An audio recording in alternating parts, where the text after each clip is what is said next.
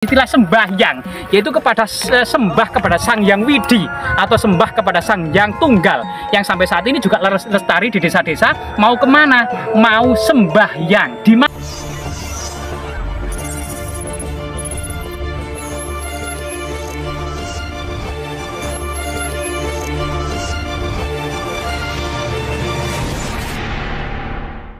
Belum dilanjutkan ekskavasinya, dan menurut berita burung memang tanah yang dengan struktur tembok keliling ini seluas 3 hektar 100 kali 300 meter ini lahan yang sudah dibebaskan sekitar 80% ya.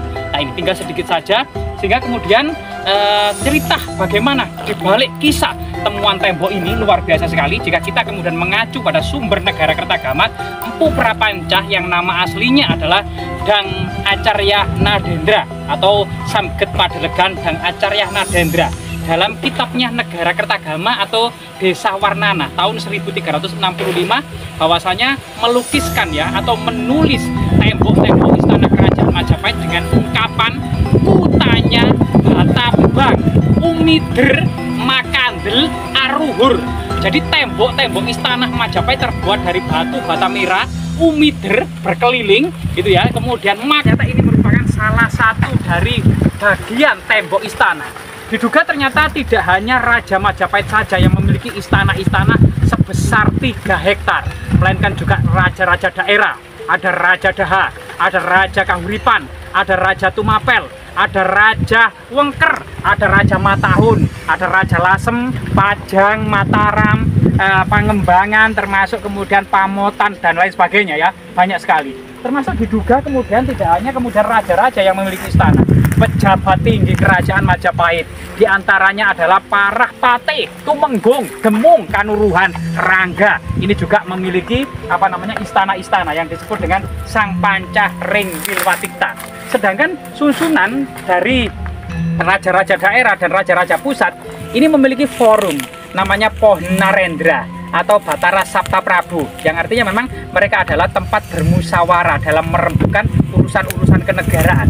Sehingga kemudian Majapahit meskipun menganut Sri Maharaja atau pusat kekuasaan berada di tangan raja, tapi tidak meninggalkan musyawarah di antara keluarga raja yang dikenal dengan Pohnarendra. Kemudian pejabat pelaksana yang kita sebutkan tadi yaitu Sang Pancah Ring Wilwatikta, Pate, Tumenggung, Demung, Kanuruhan, dan Rangga. Ini adalah para pejabat pelaksana pemerintah, dan diduga semuanya ini memiliki bangunan-bangunan istana-istana ya atau kantor-kantor yang saat ini itu di sebuah kota kuno ya yang saat ini dikenal dengan situs perkotaan kuno Trowulan.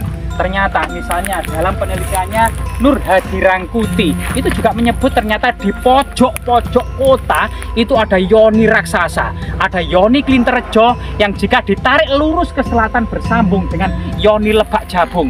Jikalau yoni Lebak Jabung ditarik lurus ke barat bersambung dengan yoni Sedah Japanan Mojowarno. Jika dari yoni Japanan Mojowarno ditarik ke arah utara, ini memang tidak ada yoni, yaitu berada di Badas ya, di Sumombito, Jombang. Ini juga kemudian diduga ini merupakan batas-batas tembok kota istana kerajaan Majapahit. Misalnya dari Kumitir menuju Lebak Jabung, ini juga kemudian menyatu dengan tembok-tembok yang ada di Wates Umpak, kemudian tembok-tembok yang ada di Kumitir. Jadi tembok-tembok yang ada di Klinterjo. Dari Klinterjo, kemudian situs Wates Umpak, kemudian situs Kumitir, sampai kemudian situs Lebak Jabung ini diduga merupakan tembok raksasa. Jika tembok-tembok ini benar suatu saat nanti akan digali, diekskavasi dan direkonstruksi sepanjang 300 meter, sepanjang 99 km maksud saya. Jadi jika ditarik antara yoni-yoni raksasa tersebut, itu ternyata panjangnya adalah 9 km antara yoni Klinterjo dengan yoni Lebak Jabung. Bayangkan tembok yang sepanjang 9 km kemudian ditarik ke barat dengan panjang 10 km. Sehingga istana dan kota Trowulan ini sangat menarik ya untuk diteliti. Maka dari keterangan tersebut, kalau memang penelitian Nur Hadi Rangkuti itu tidak hanya iseng semata, bisa dibuktikan secara artefaktual di lapangan, maka akan bisa dikonstruksi ya sebuah kota dan istana yang bertembok batu bata merah ini kemudian seluas 9 km kali 10 km persegi. Nah, ini sesuatu yang sangat luar biasa sekali, yang di dalamnya merupakan banyak pemukiman, termasuk kemudian ternyata pejabat keagamaan juga memiliki istana. Misalnya ya disebutkan dalam kitab Negara Kertagama, di sebelah timur itu parah perumahan Dharmadaksa Kasogatan, termasuk bersanding dengan Dharmadaksa Kasaiwan. Bayangkan, ternyata tempat ibadah maupun kemudian rumah-rumah dinas dari Dharmadaksa Kasogatan, penganut pejabat tinggi agama Buddha, itu berdampingan dengan para penganut agama Hindu Siwa, termasuk para penganut Kabuyutan ya, termasuk para pendeta utama. Ini berdampingan. Inilah salah satu kemudian citra multikulturalisme, termasuk toleransi, termasuk kemudian Bhinneka Tunggal Ika, sebagaimana kemudian yang terdapat di dalam kitab Sutta Soma karangan Empu Tantular yang ditulis pada masa Hayam Wuruk ya, sekitar tahun 1370 Masehi. Ini juga menceritakan sebuah kota yang multikultural ya, bahkan agamanya itu menyatu dan berdampingan antara para penganut Waisnawa, antara penganut Siwa Siddhanta, antara penganut Buddha Mahayana, dan tidak menutup kemungkinan di Troloyo ini kemudian adalah umat Islam ya, dari para pejabat tinggi kerajaan yang sudah memeluk Islam, yang sebenarnya penyebutan Negara Kertagama waktu itu adalah para pendeta gitu ya, para pendeta. Diduga para pendeta ini juga ulama Islam yang waktu itu juga disebut para pendeta, karena memang waktu itu pada masa Majapahit orang-orang melakukan sholat itu dengan istilah sembahyang, yaitu sembah kepada Sang Hyang Widi atau sembah kepada Sang Hyang Tunggal, yang sampai saat ini juga lestari di desa-desa. Mau kemana? Mau sembahyang. Di mana? Di Langgar, berasal dari kata Langgar Pamujan, tempat ibadah umat Buddha. Sehingga kemudian umat Islam di Majapahit ini tidak pernah dianggap sebagai agama baru, menyebut Allah saja dengan pangeran. Nah, ini sesuatu yang sangat luar biasa sekali, sehingga kemudian tembok-tembok ini menyiratkan ya sebuah kota terbesar, kota kuno terbesar, bahkan satu-satunya situs kota kuno yang ada di Nusantara ini. Sehingga kemudian dipecahkan sebuah penemuan dari situs Kumitir, situs Klinterejo, situs Wates Umpak. Ini merupakan bagian dari pakem pembangunan istana-istana. Diduga memang istana-istana kerajaan Majapahit ini yang berjajar-jajar ini, dan banyak sekali, baik istana pejabat keagamaan, baik istana para petinggi kerajaan, baik istana raja-raja daerah. Ini masing-masing istana ini seluas 3 hektar atau berukuran 100 kali 300 meter persegi. Lihatlah tembok-tembok ini ya, tembok-tembok ini yang sangat kokoh, tidak ada lengkungan, areotan atau ambruk gitu ya. Itu karena teknologi pada masa Majapahit sangat canggih. Meskipun 700 tahun lebih, tembok ini menjadi saksi bisu akan kejayaan Majapahit di masa lalu. Yang multikultural ya, bahkan agamanya itu menyatu dan berdampingan antara para penganut Waisnawa, antara penganut Siwa Siddhanta, antara penganut Buddha Mahayana, dan tidak menutup kemungkinan di Troloyo ini kemudian adalah umat Islam ya, dari para pejabat tinggi kerajaan yang sudah memeluk Islam, yang sebenarnya penyebutan Negara Kertagama waktu itu adalah para pendeta gitu ya, para pendeta. Diduga para pendeta ini juga ulama Islam yang waktu itu juga disebut para pendeta, karena memang waktu itu pada masa Majapahit orang-orang melakukan sholat itu dengan istilah sembahyang, yaitu sembah kepada Sang Hyang Widi atau sembah kepada Sang Hyang Tunggal, yang sampai saat ini juga lestari di desa-desa. Mau kemana? Mau sembahyang. Di mana? Di Langgar, berasal dari kata Langgar Pamujan, tempat ibadah umat Buddha. Sehingga kemudian umat Islam di Majapahit ini tidak pernah dianggap sebagai agama baru, menyebut Allah saja dengan pangeran. Nah, ini sesuatu yang sangat luar biasa sekali. Sehingga kemudian tembok-tembok ini menyiratkan ya sebuah kota terbesar, kota kuno terbesar, bahkan satu-satunya situs kota kuno yang ada di Nusantara ini. Sehingga kemudian dipecahkan sebuah penemuan dari situs Kumitir, situs Klinterejo, situs Wates Umpak. Ini merupakan bagian dari pakem pembangunan istana-istana. Diduga memang istana-istana kerajaan Majapahit ini yang berjajar-jajar ini, dan banyak sekali, baik istana pejabat keagamaan, baik istana para petinggi kerajaan, baik istana raja-raja daerah. Ini masing-masing istana ini seluas 3 hektar atau berukuran 100 kali 300 meter persegi. Lihatlah tembok-tembok ini ya, tembok-tembok ini yang sangat kokoh, tidak ada lengkungan, areotan atau ambruk gitu ya. Itu karena teknologi pada masa Majapahit sangat canggih. Meskipun 700 tahun lebih tembok ini menjadi saksi bisu akan kejayaan Majapahit di masa lalu. Ada tiga teori bagaimana kemudian tembok batu bata merah ini direkatkan satu persatu. Teori pertama adalah sistem kosot, jadi dengan bantuan air antara batu bata yang satu dengan bata yang lain ini digoreskan, dikosot gitu ya, dikosotkan sehingga memunculkan semacam bubur dari kosotan tersebut dari batu bata merah sehingga menjadi perekat. Yang kedua adalah ada semen kuno yang diduga ada semacam batu bata merah ini ditumbuk sangat halus kemudian dicampur dengan telur. Nah ini sebagai perekat sehingga lebih rekat dengan keadaannya struktur telur dengan kemudian lapisan atau serbuk dari batu bata merah kuno. Dan yang ketiga adalah direkatkan dengan beras ketan.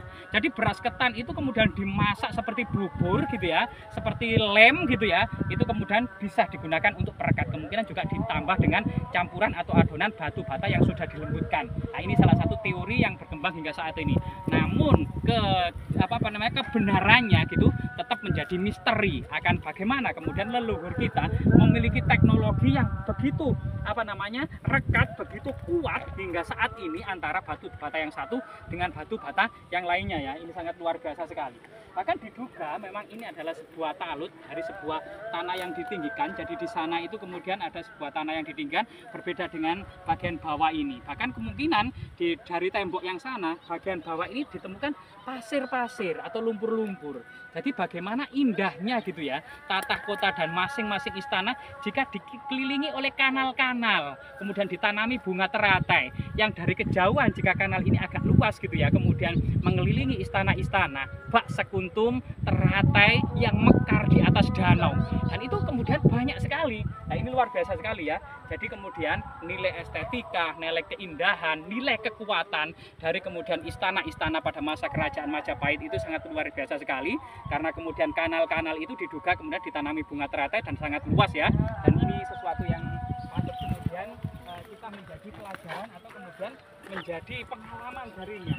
Bahkan tembok-tembok ini masing-masing memiliki tulangan ya.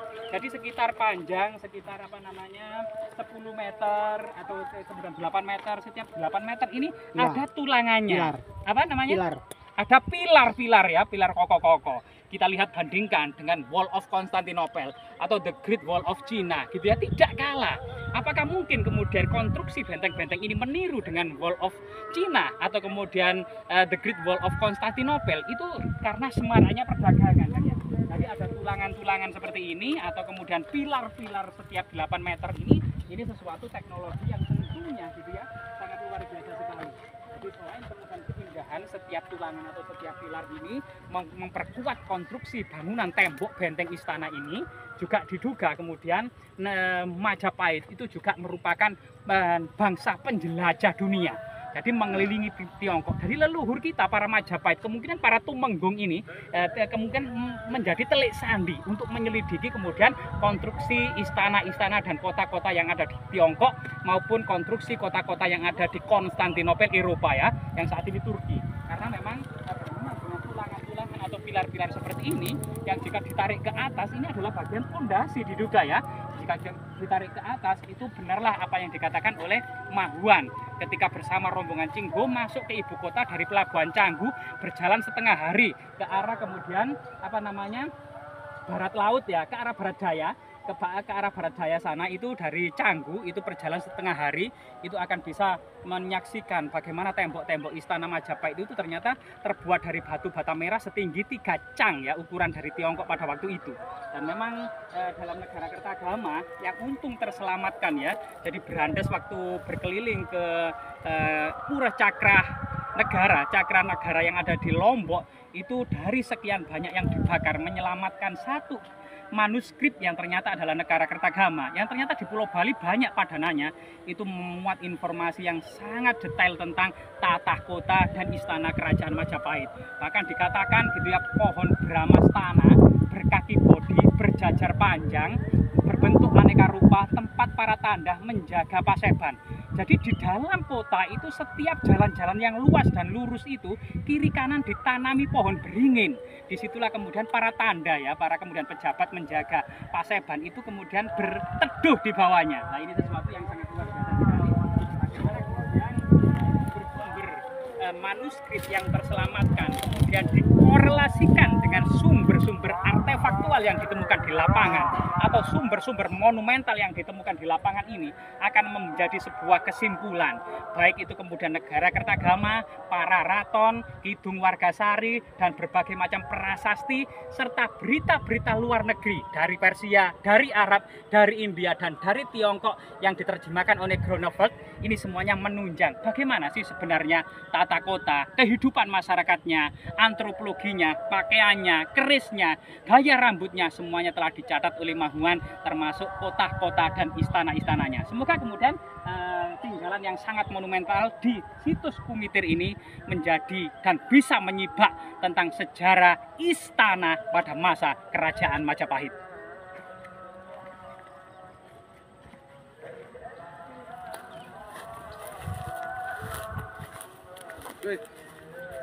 Menit.